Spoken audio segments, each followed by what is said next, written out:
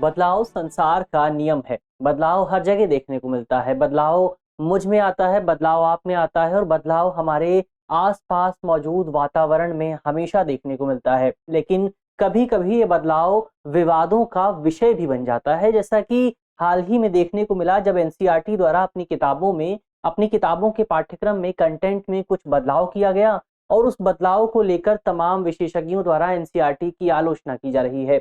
आज इस वीडियो में हम इसी विषय को जानने की कोशिश करेंगे, इसी पूरे विवाद को विस्तार से समझने की कोशिश करेंगे। मेरा नाम है अक्षय और आपका स्वागत है दृष्टि आईएएस की इस नई वीडियो में। चलिए वीडियो की शुरुआत करते हैं और सबसे पहले वीडियो की रूपरेखा को समझ लेते हैं। तो वीडियो में सबसे पहले हमने न्यूज यानी खबर की बात की। खबर को जानने के बाद हम ये जानेंगे कि एनसीईआरटी ने अपनी किताबों में किस तरह के बदलाव किए हैं, उन बदलावों को जानेंगे और बदलावों के साथ साथ इन बदलावों का विरोध क्यों हो रहा है, उस विरोध को भी समझने की कोशिश करेंगे। इसके अलावा एनसीईआरटी का इस पूरे विषय को लेकर क्या कहना है, एनसीईआरटी का पक्ष क्या है, उसको भी जानेंगे और अंत में एक सवाल पर भी बात करेंगे। ये जो पूरा विषय है, ये विषय मुख्य तौर पर सामान्य अध्ययन प्रश्न पत्र 1 और 2 से जुड़ा हुआ है और आप इसे प्रमुखतः भारतीय इतिहास और भारतीय समाज जैसे खंडों से जोड़कर देख सकते हैं। तो चलिए वीडियो की शुरुआत करते हैं और सबसे पहले एनसीईआरटी ने अपनी किताबों में किस तरह से बदलाव किए हैं और विवादित बदलाव क्या हैं, उन बदलावों को समझने की कोशिश करते हैं। तो दरअसल साल 2022 में एनसीईआरटी द्वारा अपनी किताबों में बदलाव के लिए एक नोटिफिकेशन जारी किया गया था। इस नोटिफिकेशन के माध्यम से 6ठी से लेकर 12वीं तक की किताबों में बहुत व्यापक स्तर पर पाठ्यक्रम में बदलाव किया गया था। अब ये बदलाव बहुत बहुत सारे विषयों में किया गया था। विज्ञान के विषयों में था, इतिहास में था, समाजशास्त्र के विषयों में था, लेकिन प्रमुख तौर पर इतिहास, राजनीतिक विज्ञान और समाजशास्त्र में जो बदलाव किया गया, उस बदलाव को लेकर एनसीईआरटी की बहुत ज्यादा आलोचना की जा रही है। कौन कौन से हैं वो बदलाव, उन बदलावों को जानने की कोशिश करें तो उनको हम खंडों में समझ सकते हैं, सेगमेंट्स में बांटकर समझ सकते हैं। तो इसमें जो सबसे पहला और सबसे बड़ा बदलाव था और जो सबसे विवादित भी रहा, वो मुगल शासन को लेकर था। जो हमारे देश में जो दिल्ली सल्तनत थी उसको लेकर जो बदलाव आए थे, मुगल शासन को लेकर जो बदलाव आए थे, इन बदलावों को मुख्य तौर पर सबसे ज्यादा हाईलाइट करने की कोशिश की गई। तो अब एनसीईआरटी द्वारा साल 2022 में जो नोटिफिकेशन जारी की गई थी और हाल ही में जो नया कंटेंट जारी किया गया है, जो नई किताबें जारी की गई हैं, अगर आप उन किताबों का विस्तार से विश्लेषण करेंगे तो आप पाएंगे कि इन किताबों में उस नोटिफिकेशन में मुख्य तौर पर मुस्लिम और जो मुगल शासक थे उनसे जुड़ा हुआ जो पाठ्यक्रम था, उस पाठ्यक्रम में सबसे ज्यादा व्यापक स्तर पर बदलाव किए गए हैं। अगर आप कक्षा 7 की इतिहास की किताब को देखेंगे जिसका नाम है हमारे अतीत भाग 2, तो हमारे अतीत भाग 2 किताब में दिल्ली सल्तनत और मुगल साम्राज्य से जुड़े बहुत व्यापक स्तर पर जो अंश शामिल था, जो हिस्सा शामिल था, जो कंटेंट शामिल था, उस कंटेंट को हटाने की बात की गई है। कौन कौन सा था? तो दिल्ली सल्तनत की बात करें तो कक्षा 7 की किताब में, क्लास 7 की किताब में, इतिहास की किताब में दिल्ली सल्तनत के विस्तार की बात की गई थी। खासतौर पर दिल्ली सल्तनत द्वारा भारत के दक्षिण क्षेत्र में जो विस्तार किया गया था, उस विस्तार को बहुत व्यापक स्तर पर शामिल किया गया था। लेकिन एनसीईआरटी के हालिया बदलावों में इस विस्तार को पूरी तरह से हटा दिया गया है। इसके अलावा एनसीईआरटी की किताब में पहले मस्जिद की परिभाषा भी देखने को मिलती थी इसी वाले चैप्टर में, लेकिन अब इस परिभाषा को भी किताब से हटा दिया गया है। इसके अलावा यदि आप एनसीईआरटी की किताब को देखेंगे तो वहां पर मुगल साम्राज्य से जुड़ा एक अध्याय शामिल था। अब इस पूरे अध्याय में भारत में जो तमाम मुगल शासक रहे, जैसे कि अकबर हो गया, जहांगीर हो गया, इसके अलावा शाहजहां, औरंगजेब, तो इन तमाम मुगल शासकों की जो बड़ी बड़ी उपलब्धियां थी, उन उपलब्धियों को इस कक्षा 7 के चैप्टर में शामिल किया गया था। लेकिन अब इन उपलब्धियों को भी इतिहास की किताब से हटा दिया गया है। इसके अलावा यदि आप कक्षा 12 की यानी क्लास 12 की इतिहास की किताब को देखेंगे तो उसमें एक चैप्टर हुआ करता था जिसका नाम था Kings and chronological the Mughal courts. तो ये जो पूरा चैप्टर था, इस पूरे चैप्टर में मुख्य तौर पर जो मुगल शासन था उसकी जो मैन्युस्क्रिप्ट थी, वहां की जो पांडुलिपियां थी, उन पांडुलिपियों पर बात की गई थी। मुगल काल की तमाम किताबों पर बात की गई थी, जैसे अकबरनामा हो गया। इसके अलावा जो दूसरी तरह की तमाम किताबें थी, उन किताबों के बारे में जिक्र किया गया था। तो अब इस पूरे चैप्टर को भी 12th क्लास की किताब से हटा दिया गया है। तो ये तो मुगल शासन की बात हुई कि इससे जुड़ी किन किन बिंदुओं को हटाया गया है। आगे बढ़ते हैं, अगले सेगमेंट पर बात करते हैं।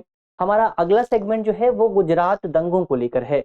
तो हमारी जो एनसीईआरटी की किताबें थी, उन किताबों में कई जगहों पर हमें गुजरात दंगों का संदर्भ देखने को मिलता है, लेकिन एनसीईआरटी की हालिया नोटिफिकेशन के जरिए इन तमाम संदर्भों को एनसीईआरटी से लगभग पूरी तरह से हटा दिया गया है। अगर आप क्लास 12th की राजनीतिक विज्ञान की किताब को देखेंगे, तो उस किताब में जो आखिरी अध्याय था, उस आखिरी अध्याय में 2 पेज ऐसे थे जहां पर गुजरात दंगों का जिक्र किया गया था। लेकिन अब नई नोटिफिकेशन के जरिए इन दोनों पेजेस को पूरी तरह से हटा दिया गया है। क्या क्या शामिल था इन दोनों पेजेस में, उसकी बात करें तो इस पूरे बुक के जो लास्ट जो दोनों पेजों का जो पहला पेज था, उस पहले पेज पर मुख्य तौर पर गुजरात दंगों की क्रोनोलॉजी की बात की गई थी, कालक्रम की बात की गई थी।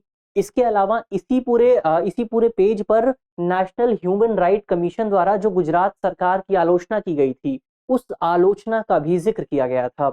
इसके अलावा दूसरे पेज की बात करें तो दूसरे पेज पर मुख्य तौर पर उस समय के जो तमाम अखबार थे, उन अखबारों ने गुजरात दंगों को लेकर जो तमाम रिपोर्ट्स प्रकाशित की थी, उन रिपोर्ट्स का जिक्र किया गया था, उन अखबारों की कटिंग शामिल की गई थी। तो इस पेज को भी हटा दिया गया है।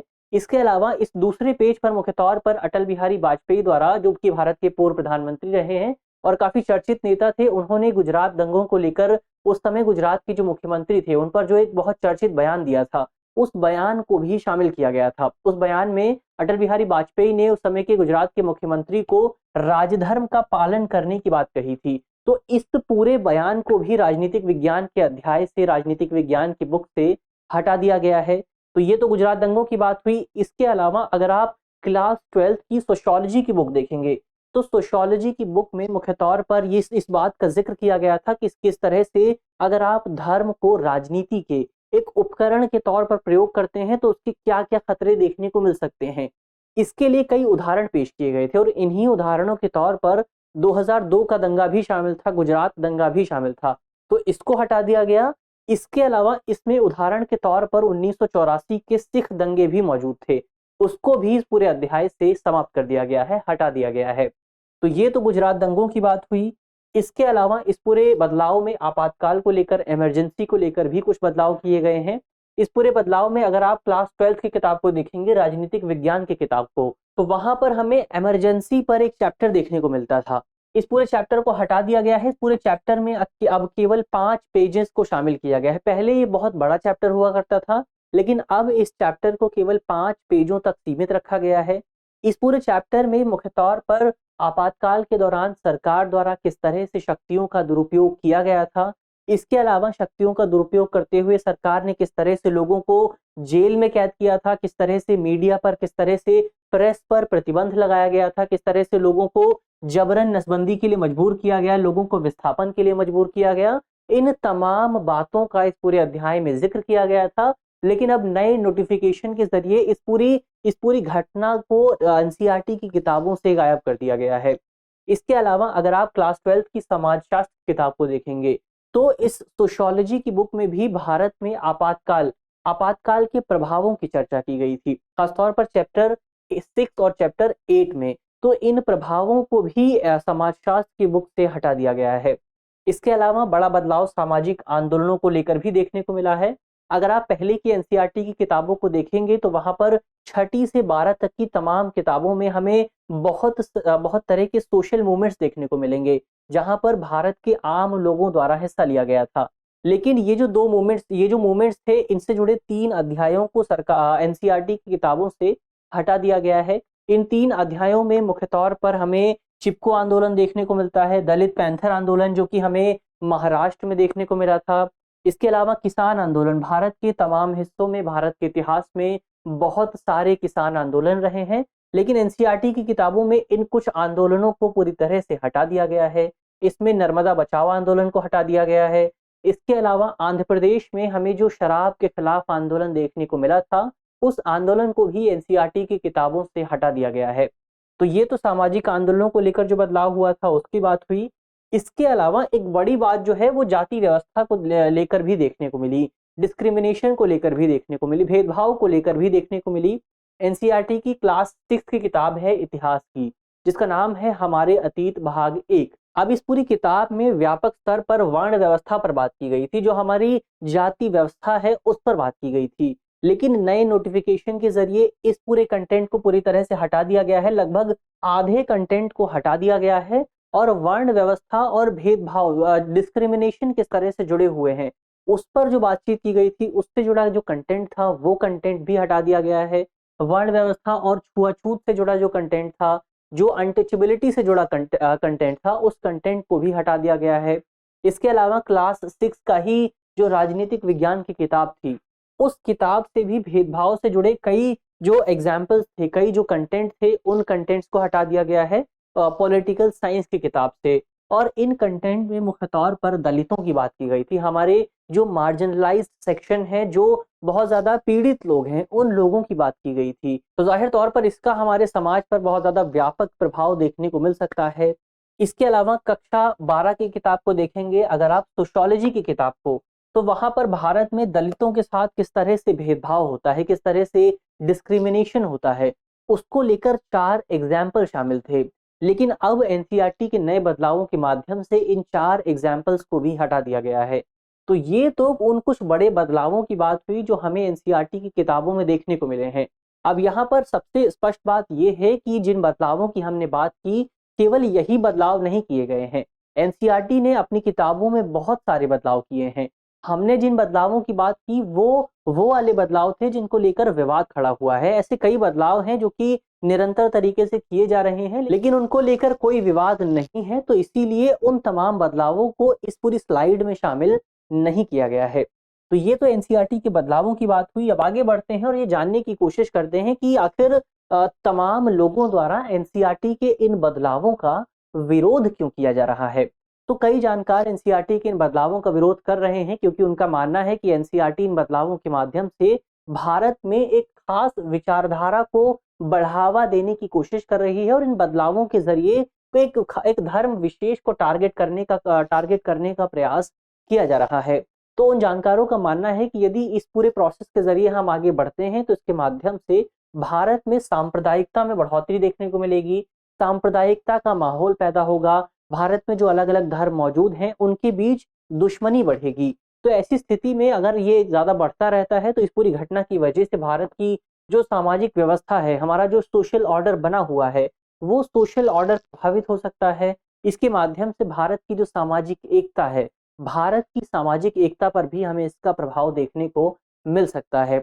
और जानकारों द्वारा इसके लिए मुख्य तौर पर मुगलों और दिल्ली सल्तनत से जुड़ा जो कंटेंट था उसको हटाए जाने का उदाहरण पेश किया जा रहा है, क्योंकि ऐसा कोई भी तर्क नहीं बनता। जो भी तमाम कंटेंट हटाए गए हैं वो बहुत छोटे छोटे कंटेंट थे और कई जानकारों का ये कहना है कि केवल 2-3 लाइन हटा देने से बच्चों का बोझ कम नहीं हो जाता, बल्कि 2-3 लाइन हटा देने से केवल एक नैरेटिव सेट करने की कोशिश की जा रही है।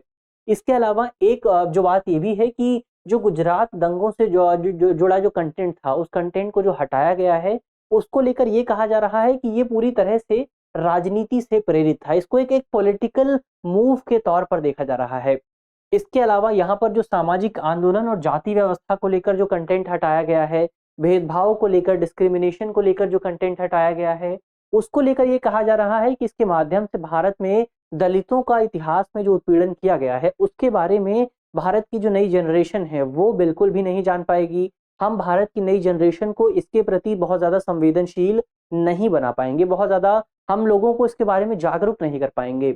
इसके अलावा एनसीईआरटी पर एक आरोप ये भी लगाया जा रहा है कि एनसीईआरटी कुछ तथ्य बिना बताए इस पूरे बदलाव में लेकर आई है, कुछ तथ्यों को बिना बताए ही हटा दिया गया है। जैसे कि इतिहास की किताबों में राष्ट्रपिता महात्मा गांधी और उनकी हत्या करने वाले गोडसे से जुड़े कुछ तथ्य थे, जिन तथ्यों को बिना नोटिफिकेशन जारी किए ही हटा दिया गया है। तो इसको लेकर एनसीईआरटी की बहुत ज्यादा आलोचना की जा रही है। इसके अलावा एनसीईआरटी की एक आलोचना इस आधार पर भी की जा रही है कि एनसीईआरटी अपनी स्थापना के बाद से ही सरकारों के लिए एनसीईआरटी अपनी किताबों को एक राजनीतिक उपकरण के तौर पर प्रयोग कर रही है। और अक्सर ये देखा भी जाता रहा है कि जब भी भारत में सरकार में बदलाव होता है, सत्ता परिवर्तित होती है, तो हमें किताबों में भी परिवर्तन देखने को मिलता है। जो भी सरकार सत्ता में होती है वो अपनी विचारधारा के अनुसार किताबों को एक नया रूप देने की कोशिश करती है, इतिहास को एक नया रूप देने की कोशिश करती है और इतिहास की नए सिरे से व्याख्या करने का प्रयास किया जाता है। तो ये तो तमाम कुछ बातें हुई जिनके आधार पर एनसीईआरटी की आलोचना की जा रही है, जिनके आधार पर सरकार की आलोचना की जा रही है। लेकिन अब यहाँ पर एनसीईआरटी का पक्ष जान लेना भी जरूरी हो जाता है। तो एनसीईआरटी ने प्रत्यक्ष तौर पर इन तमाम आरोपों को खारिज किया है। एनसीईआरटी का कहना है कि ये जो तमाम बदलाव जारी किए गए हैं, ये तमाम बदलाव पाठ्यक्रम को युक्ति संगत बनाने के प्रयास के हिस्से के तौर पर जारी किए गए हैं। एनसीईआरटी के मुताबिक जब साल 2020 में भारत में महामारी की शुरुआत हुई थी, तो इस पूरी महामारी की वजह से भारत में बच्चों की शिक्षा पर बहुत ज्यादा प्रभाव पड़ा था। तो ऐसे में बच्चों के बोझ को कम करने के लिए जो हमारा सिलेबस था, उस सिलेबस को रैशनलाइज करने की कोशिश की गई थी, उस सिलेबस को युक्तिसंगत बनाने की कोशिश की गई थी। और इसी कोशिश के हिस्से के तौर पर सिलेबस में जो कंटेंट का दोहराव हो रहा था, जो बार बार एक ही कंटेंट कई बार आ रहा था, उस कंटेंट को समाप्त करने की कोशिश इन पूरे बदलावों के माध्यम से की गई है। और इसके लिए एनसीईआरटी द्वारा मुगलों के ही उदाहरण को पेश किया जाता है। एनसीईआरटी का कहना है कि भले ही कक्षा 7 की किताबों से एनसीईआरटी ने मुगलों से जुड़े कुछ कंटेंट को हटा दिया गया है, इसके अलावा कक्षा 12 के किताबों से कुछ कंटेंट को हटाया गया है, लेकिन इसके बावजूद भी अगर आप क्लास 11 की किताब को देखेंगे तो वहां पर मुगलों से जुड़ा कंटेंट मौजूद है।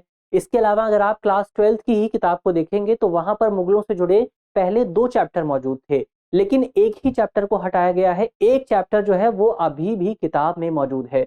तो एनसीईआरटी का कहना है कि हमने इस पूरे प्रोसेस के जरिए, ये जो पूरा रैशनलाइजेशन का प्रोसेस था, इस पूरे प्रोसेस के जरिए जो स्टूडेंट हैं उनकी बोझ को, उनके ऊपर जो कंटेंट का बहुत ज्यादा प्रेशर पड़ रहा था, उस प्रेशर को कम करने की कोशिश की गई है।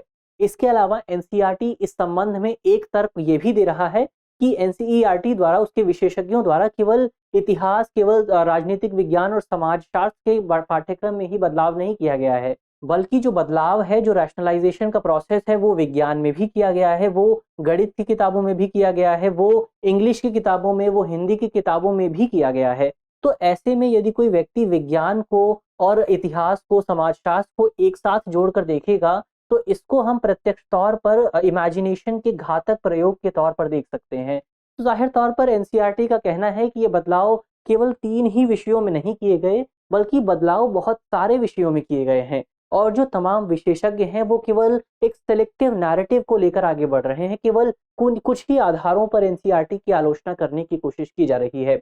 तो ये तो एनसीईआरटी का पक्ष हुआ। इसके अलावा एनसीईआरटी ये भी कहती है कि साल 2020 में भारत सरकार द्वारा राष्ट्रीय शिक्षा नीति को पेश किया गया था, नेशनल एजुकेशन पॉलिसी को पेश किया गया था। और ये जो एजुकेशन पॉलिसी थी, इस पॉलिसी में मुख्य तौर पर कंटेंट के बोझ को कम करने की बात की गई थी, क्योंकि वर्तमान समय में भारत के जो तमाम स्टूडेंट्स हैं उनको कंटेंट बहुत ज्यादा दिया जाता है, उनको उनकी क्वालिटी पर ध्यान नहीं दिया जा रहा।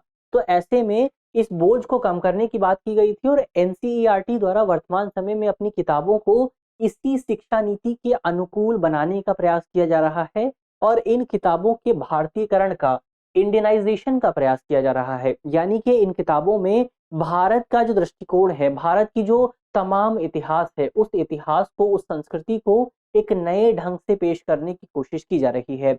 इसके अलावा एनसीईआरटी का ये भी कहना है कि ये जो बदलाव हुए हैं, ये बदलाव पहली बार नहीं हुए हैं।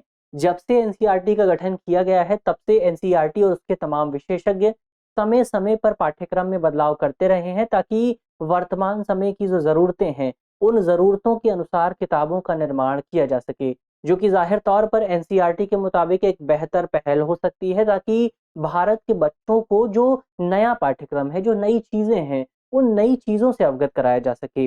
तो ये तो एनसीईआरटी के पक्ष की बात हुई। तो प्रत्यक्ष तौर पर हम देख सकते हैं, हमने दोनों पक्षों की बात की कि जो लोग विरोध कर रहे हैं उनका क्या तर्क है और इस संबंध में एनसीईआरटी का क्या कहना है। तो यहाँ पर हमें ये बिल्कुल नहीं भूलना चाहिए कि इतिहास को हमें केवल इतिहास के तौर पर ही देखना चाहिए, क्योंकि वर्तमान समय में हम जहाँ पर मौजूद हैं वो हम अपने इतिहास की वजह से हैं। तो अगर हमें अपनी वर्तमान परिस्थितियों का विश्लेषण करना है, हमें अपने वर्तमान को जानना है, तो वर्तमान को जानने के लिए अपने इतिहास का अध्ययन करना बहुत ज्यादा जरूरी हो जाता है। तो जाहिर तौर पर इतिहास का अध्ययन बहुत ज्यादा जरूरी है और इतिहास का बेहतर अध्ययन तभी होगा जब हम इतिहास के सभी पक्षों को तटस्थ तौर पर, न्यूट्रल तरीके से लोगों के सामने पेश करें और उन तथ्यों का सब्जेक्टिव तरीके से विश्लेषण किया जाए। तो ये तो निष्कर्ष की बात हुई। अब अंत में इस पूरे विषय से जुड़े एक सवाल की भी बात कर लेते हैं। आज का हमारा सवाल है कि किसी समाज की वर्तमान स्थिति को समझने के लिए उस समाज के इतिहास को जानना बहुत ज़्यादा ज़रूरी होता है। उस समाज के इतिहास का अध्ययन करना आवश्यक हो जाता है। आपको इस कथन की विवेचना करनी है, इस कथन के पक्ष और विपक्ष में अपने तर्कों को पेश करना है। इसके अलावा आप कमेंट बॉक्स में बता सकते हैं कि एनसीईआरटी क्या एक संवैधानिक बॉडी है? क्या इसका ज़िक्र हमें संविधान में कहीं देखने को मिलता है? और अगर मिलता है तो फिर कहाँ पर मिलता है? मुझे उम्मीद है कि इस वीडियो में जिन बिंदुओं पर चर्चा की गई है वो आपको समझ में आएंगे, और यदि आपके प्रश्न पत्र में इससे जुड़ा कोई भी सवाल आता है तो आप उसे आसानी से हल कर सकेंगे। यदि आप इस वीडियो की पीडीएफ चाहते हैं तो आप हमारे टेलीग्राम चैनल से जुड़ सकते हैं। टेलीग्राम चैनल का लिंक आपको वीडियो के डिस्क्रिप्शन में मिल जाएगा, और वीडियो के डिस्क्रिप्शन में जो टेलीग्राम चैनल का लिंक है वहां पर आपको वीडियो की पीडीएफ मिल जाएगी। तो टेलीग्राम चैनल से जुड़ना बिल्कुल ना भूलें। मिलते हैं आपसे अगले वीडियो में, तब तक के लिए धन्यवाद।